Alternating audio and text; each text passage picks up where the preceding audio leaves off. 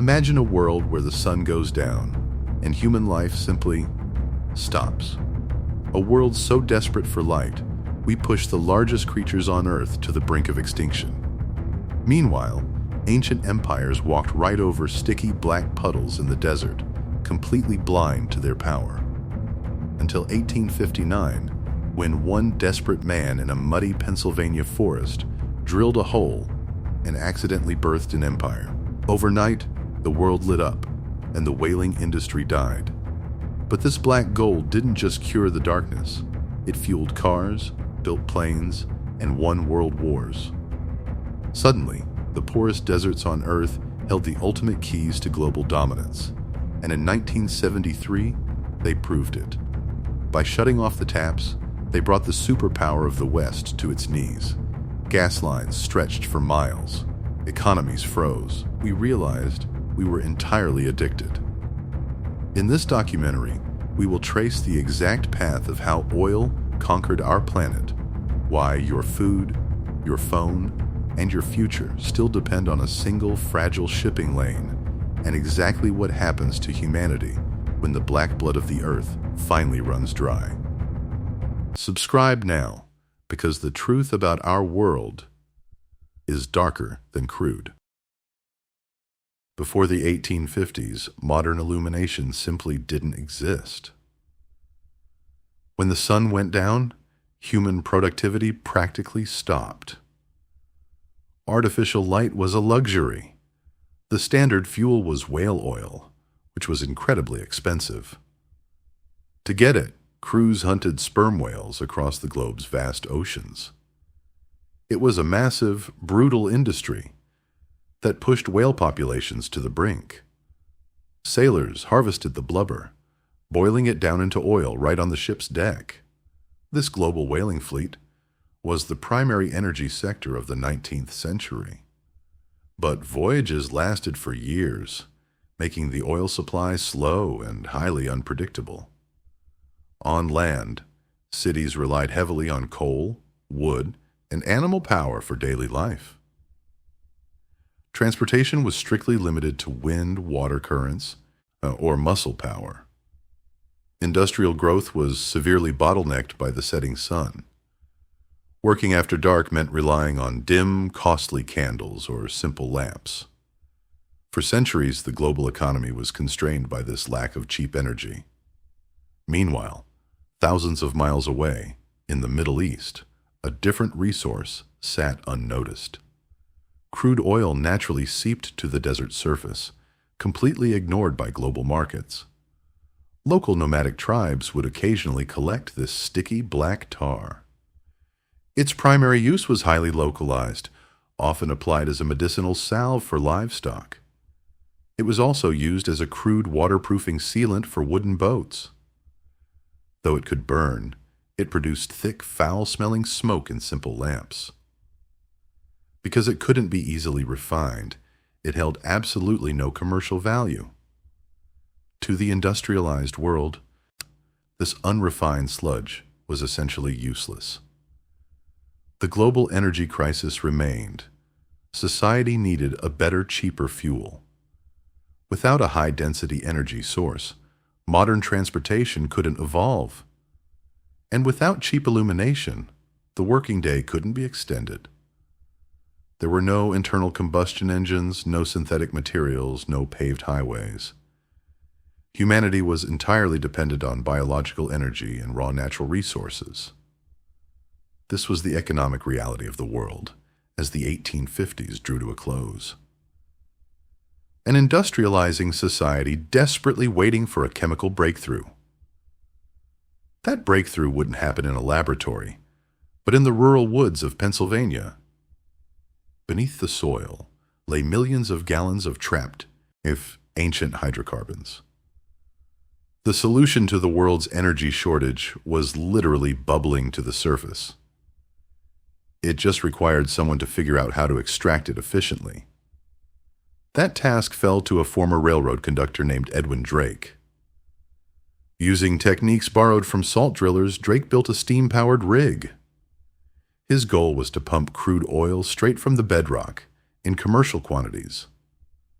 If he succeeded, he wouldn't just light a lamp, he would ignite the modern world. Drake was actually a former railroad conductor, hired by the newly formed Seneca Oil Company to investigate natural oil seeps on leased land. At the time, people collected oil simply by skimming it off ponds. Drake proposed something radical, drilling directly into the bedrock to find the source. He adapted techniques used by salt miners, constructing a steam-powered rig and driving a cast-iron pipe down to protect the hole from collapsing. Progress was painfully slow. His crew drilled at a rate of just 3 feet per day through the dense Pennsylvania shale, facing ridicule from locals. By late August, Drake's funding had run out. But on August 27th, at a depth of exactly 69.5 feet, the drill hit a crevice. The next morning, the crew arrived to find dark, unrefined crude oil rising steadily up the iron pipe and nearly reaching the surface. They had done it. This was the first time in human history that petroleum was successfully and deliberately extracted from deep underground. Drake attached a simple hand pump. Initially, the well produced between 12 and 20 barrels a day, a massive volume compared to surface skimming. More importantly, it proved that massive subterranean reservoirs of crude oil existed and could be tapped using industrial machinery. Word of Drake's success triggered an immediate economic frenzy. Drilling for oil transformed overnight from a crazy idea to a proven, highly profitable business. Thousands of prospectors flooded into Pennsylvania. Within months, the quiet river valley was transformed into a dense, chaotic forest of wooden derricks. This sudden abundance of cheap petroleum caused prices to plummet. Almost instantly, the global market for expensive whale oil collapsed completely. Edwin Drake never patented his drilling method and died in poverty. But his single well ignited the modern petroleum industry, changing the global economy forever. Following Drake's success, a massive industrial rush began. Within months, the Pennsylvania wilderness was transformed by thousands of new drilling rigs. This sudden surge in production flooded the market. The price of crude oil plummeted from $10 a barrel down to just 10 cents. Almost overnight, petroleum shifted from a rare, localized curiosity to a highly abundant commodity, ready for mass distribution and industrial use. Chemists soon perfected the distillation process, refining this raw, cheap crude into a highly efficient, clean-burning liquid fuel known as kerosene. Unlike previous fuels, kerosene burned exceptionally bright, produced very little smoke, and most importantly, it cost only a fraction of the price. As a result, kerosene rapidly dominated the market, aggressively replacing traditional whale oil lamps in homes across both America and Europe. For the first time in recorded history, affordable, reliable artificial light was available to the working class, fundamentally changing society. Families could now read, educate themselves, and socialize safely and comfortably long after the sun had disappeared below the horizon. The industrial impact was massive. Factories and workshops that previously shut down at dusk could now extend production late into the night. This new lighting revolution had a direct casualty: the global whaling industry, which began to collapse with unprecedented, irreversible speed.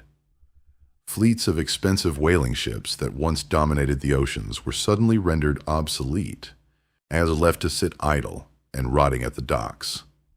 The centuries-old era of harvesting lighting fuel from marine mammals had come to a swift, definitive, and permanent end.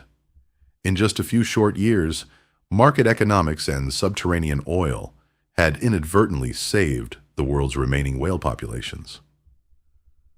Meanwhile, human civilization expanded its waking hours. Major cities that once went dark at night now glowed brightly and consistently.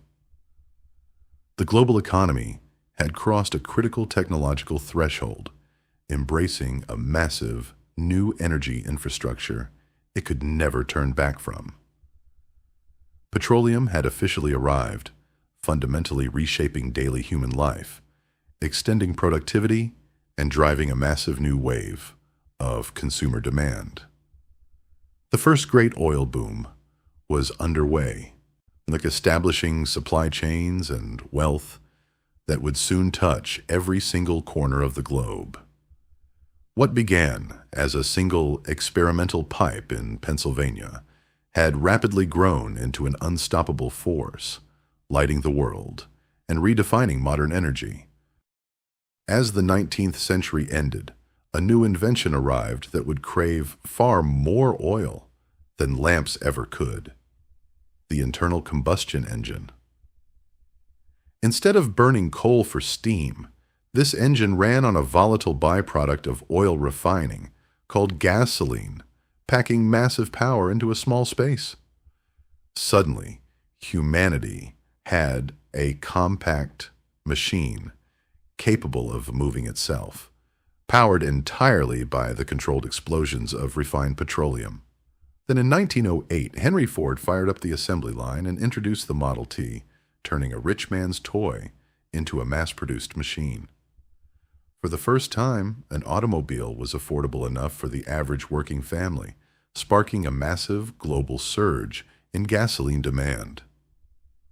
Horses, who had practically run the global transportation network for millennia, suddenly found themselves unemployed and staring at a very bleak retirement plan. Dirt roads that once carried slow carriages were rapidly paved over with oil-based asphalt to make way for millions of fast-moving automobiles. At the exact same time, oil-powered engines gave humanity something we dreamed about since the dawn of time: the ability to fly. Airplanes relied entirely on high-octane gasoline, a fuel that would soon allow people to cross oceans and continents in a matter of hours. Petroleum was no longer just about keeping the lights on. It was now the literal lifeblood of the modern, rapidly accelerating machine age. When World War I broke out, military leaders quickly realized that the army with the best access to oil would be the army that won. Oil-powered tanks broke through trench lines. High-rise and airplanes fought in the sky, fundamentally transforming petroleum into a strategic weapon of war. By the Second World War, entire global supply lines, naval fleets, and mechanized armies moved exclusively on the back of crude oil. But engineers weren't just burning oil in engines.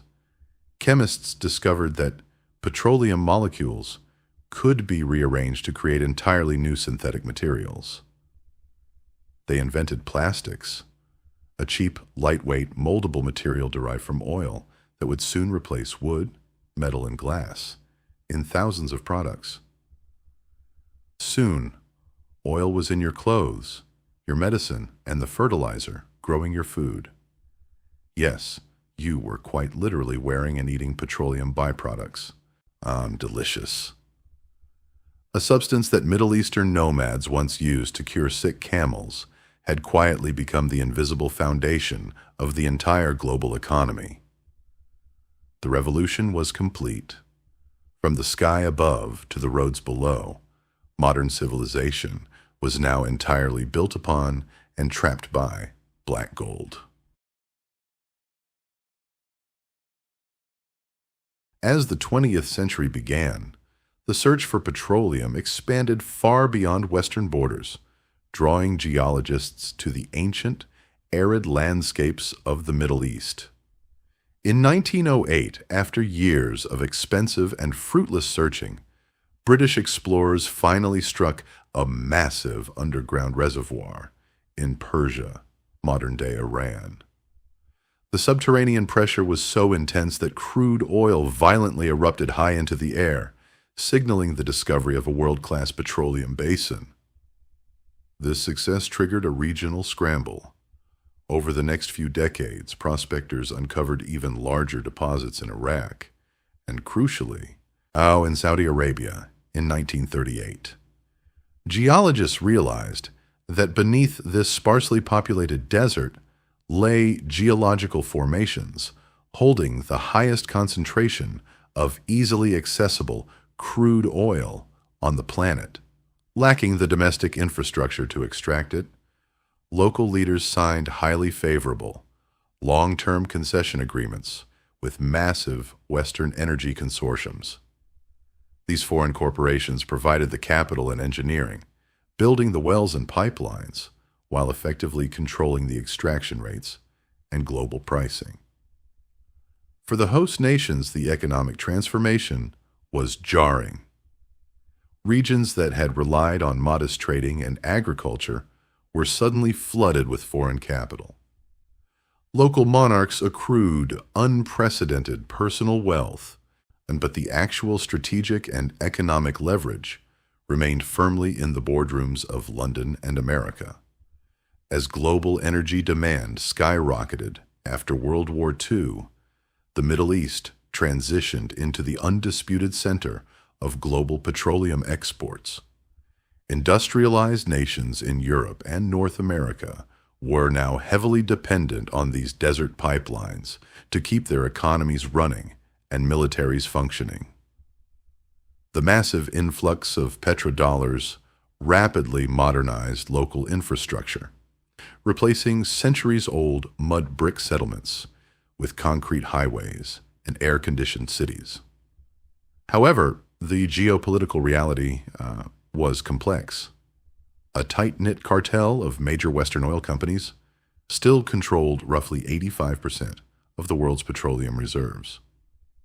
These companies dictated exactly how much oil was pumped, where it was shipped, and precisely how the vast profits were divided with the host countries.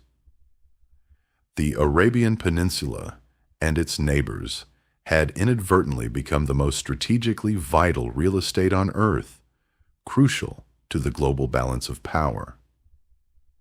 It was a highly profitable partnership, so long as the local rulers didn't mind foreign executives acting as the actual landlords of their sovereign territory.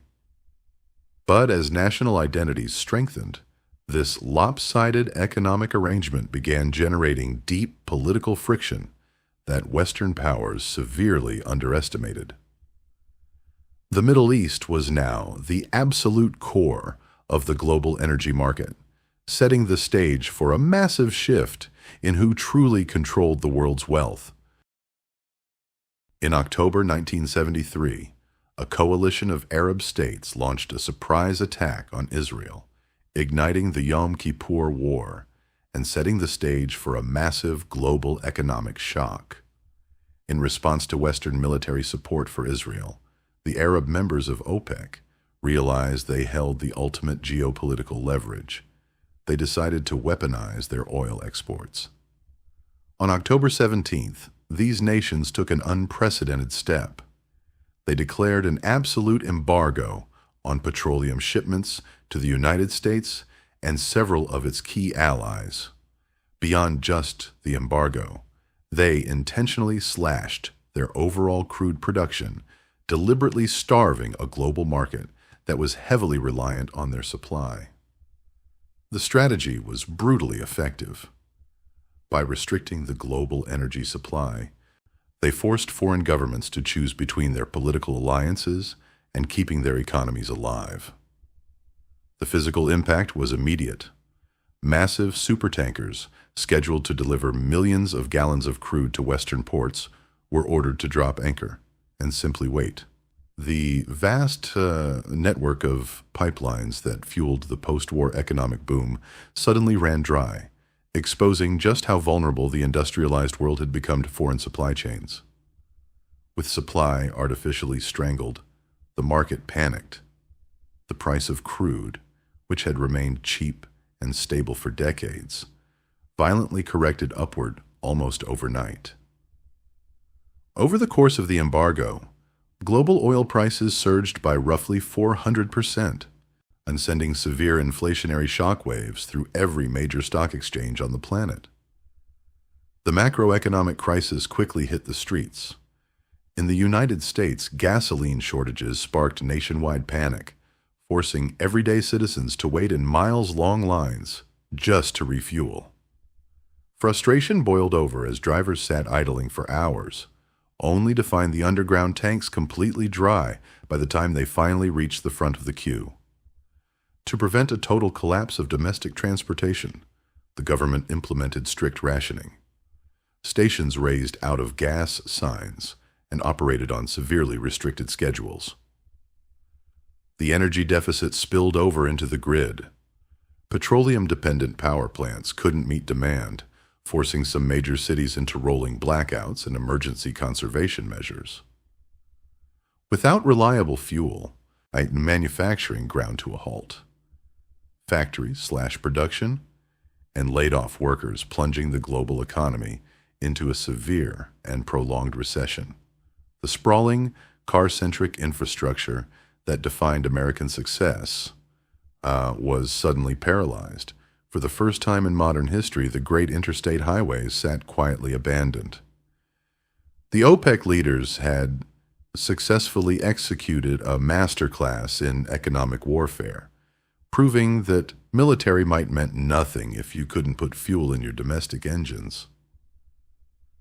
The balance of power had permanently shifted. The West definitively learned that the nations controlling the petroleum tap held an absolute veto over the entire global economy. The 1973 embargo ended the era of infinite, cheap energy. It forced the industrialized world to completely rethink energy security, conservation, and its vulnerable dependence on foreign oil. When the embargo was officially lifted in March 1974, the public expected a quick return to cheap gas. But the global economy had been permanently altered. Crude prices never returned to their pre-crisis baseline. The cost of a barrel stabilized at nearly 4 times its original price, setting a new economic reality. This manufactured supply shock forced Western governments into a harsh awakening. They were entirely dependent on an energy source they no longer controlled. Petroleum was no longer viewed simply as a cheap commodity. It was now widely recognized as a highly effective instrument of geopolitical leverage. Industrialized nations realized that every tier of their infrastructure, from manufacturing plants to commercial logistics, relied entirely on a continuous, uninterrupted flow of crude oil. The sprawling and interconnected networks of modern life, the trucks delivering groceries and the cargo ships crossing oceans, would instantly freeze without refined petroleum. The dependence extended deep into agriculture and manufacturing. The mass production of commercial fertilizers and synthetic plastics was inextricably tied to petroleum byproducts. Even the basic utilities keeping cities functional, heating homes through brutal winters, and generating baseload electricity, were deeply reliant on burning fuel oil. National security was equally compromised. The most advanced military forces on the planet, with their fleets of jet fighters, were utterly useless without fuel. Over the previous century, humanity had essentially engineered its entire modern civilization around the continuous extraction and combustion of one specific, finite hydrocarbon. In the aftermath of the crisis, international summits focused urgently on energy independence, realizing the current system was a massive strategic liability. Superpowers had to confront a sobering truth: their immense economic and military strength could be paralyzed by foreign states simply turning a valve. The global supply chain was terrifyingly fragile. Any major disruption in the Middle East could immediately trigger recession, and logistical collapse across the West. Consumers absorbed the permanent price hikes, while the psychological scars of gas rationing and endless lines fundamentally changed how society viewed energy consumption. While the immediate embargo was over, the geopolitical shockwaves initiated a massive push toward energy conservation, fuel efficiency standards, and alternative power research. The era of unchecked, careless consumption was officially dead. The petroleum trade was now the single most important factor driving international foreign policy. Governments began aggressively stockpiling strategic petroleum reserves, ensuring they had emergency buffers to protect their economies from future weaponized supply cuts. The world had learned the hard way that civilization runs on oil. Managing that deep, unyielding dependence would dictate the trajectory of the modern age. Oil undeniably pulled humanity out of the dark ages, replacing slow carriages with engines and giving us cities so bright you could finally see how terrible the 1920s fashion actually was. It fueled relentless industrial expansion. Factories now ran 24 hours a day, mass-producing everything from life-saving medical equipment to cheap plastic trinkets nobody actually needed. But this miraculous fuel had a very dark side, the exact same energy density that made modern life so incredibly convenient, also made it dangerously easy to mechanize warfare. Securing petroleum reserves became a deadly geopolitical imperative. The rapid industrial progress fueled by oil quickly gave way to industrialized slaughter on a scale the world had never witnessed. Access to oil fields dictated military strategy, and millions of lives were spent securing supply lines. Behind the economic triumphs were families permanently shattered by these global conflicts. Petroleum built the modern world, but the bill was paid in blood. We engineered a civilization completely reliant on black gold, and we are still navigating its profound human cost. Even today, we still live inside the empire of oil. One narrow strait, one political decision, one conflict, and everything can stop. The same question the world first faced in 1973 remains unanswered after all these decades. Who really controls the world when the oil stops flowing?